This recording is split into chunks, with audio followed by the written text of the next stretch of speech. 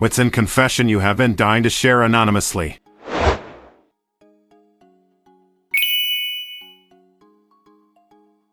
I have always been talented in drawing.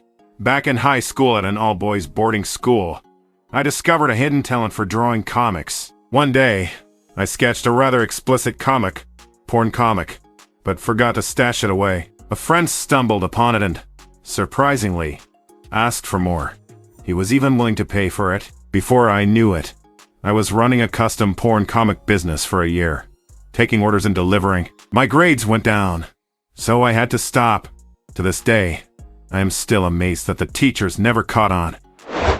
I used to be part of a singing group while I was in high school, and we used to travel a lot on weekends to perform all around our country and some surrounding ones. We are from Europe, and once we were staying in a Catholic school dormitory that's part of a larger monastery. They rented out the kids' rooms during weekends when they go home to travelers, and we as a large group rented the whole place. Our group being mostly made up of high school and college kids did some nasty things, and brought booze and weed and drank and had fun in rooms around the dorm. The room assigned to me was across the head priest or whatever he was, who was running the school and dorms, and I kinda got drunk together with a girl who was in our group and had sex with her in my room. Twice? On the same night. We didn't really sleep that night, and I snuck her out early in the morning because we were supposed to be in different parts of the dormitory since they have split up boys and girls dorms. I don't know how, but in the next morning the priest commended our group as one of the quieter and well-behaved ones. I moved back home during COVID. I have the money to move out, but my parents don't care if I just save money and stay here. The only reason I have not moved out yet is I have been hooking up with a neighborhood MILF for over 2 years now, and it's awesome. Shout out to my dog for insisting she gets pets from her from the first day we crossed paths walking around the neighborhood.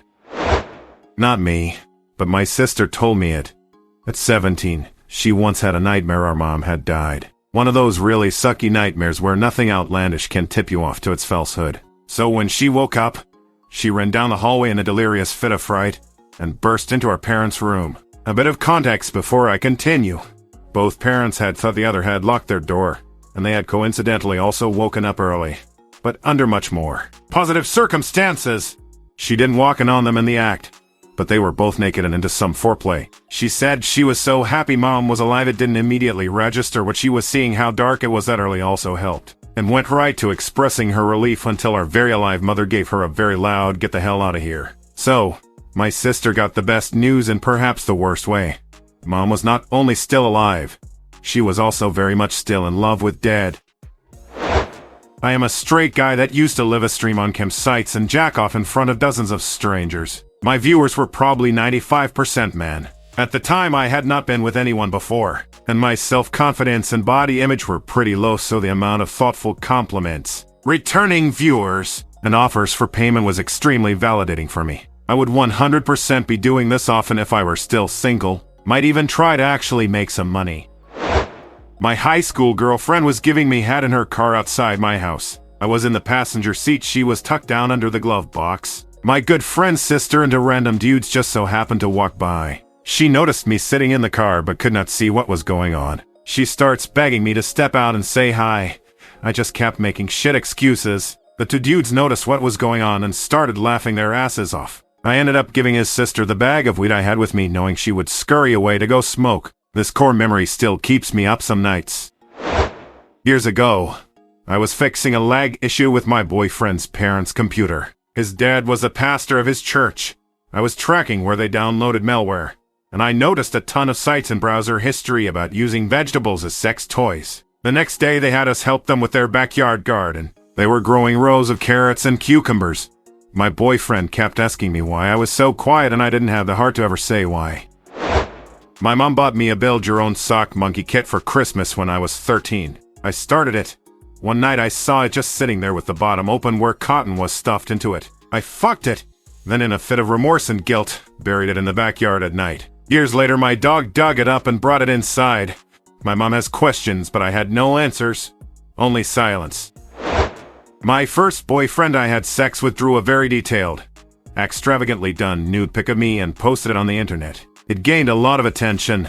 He didn't tell me this for many years, and I have no idea where it is or what it could be under. I wish that I could find it.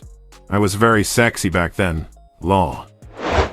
The guy in the shoe department cheats on his wife with anyone willing who has a pulse. I don't get it, he looks like Beaker from the Muppets, but the man gets tail. My first job at 18 was as a phone sex operator. This was in the late 90s. I had a headset and everything.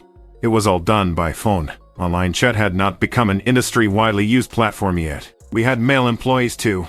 The company kept track of our average call times. I usually made the top of the list. A life achievement I proudly carry with me to this day. A lot of weird stories from that time. Also, if you have ever gotten a tarot reading from a hotline psychic, good chance you are speaking to a phone sex operator who got promoted to what we call the other side, which was literally the other side of the call center.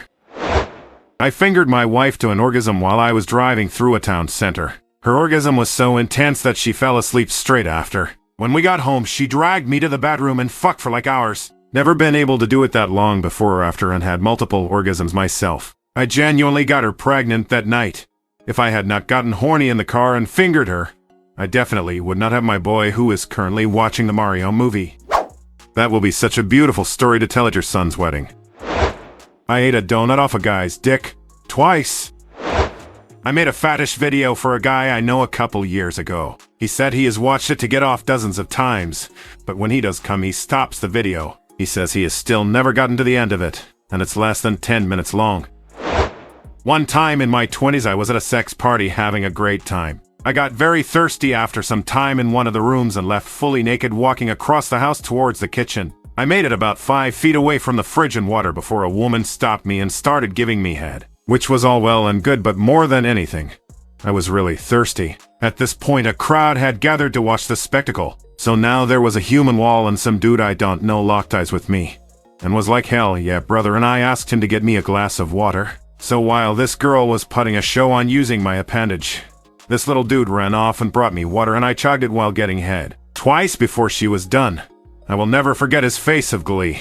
He was like the pit crew to a NASCAR racer. He was all about helping the team succeed. Alright, smut. I am a corporate suit type by day, porn fiction writer by night. A commenter said, "Your fics get me off every single time." One of the proudest moments of my life, and I could not even post about it on my regular social media. I once was getting rammed in the ass by my now husband, yelling all sorts of profanity and commands. Was not expecting my dad to walk in the house. He heard too much. Could not look at him or speak to him for a while. Horrible. Found my parents' old porn VHS called Wet Wet Wet. Me being 9, I thought it was the band and it was a live show or something. Oh, how wrong I was.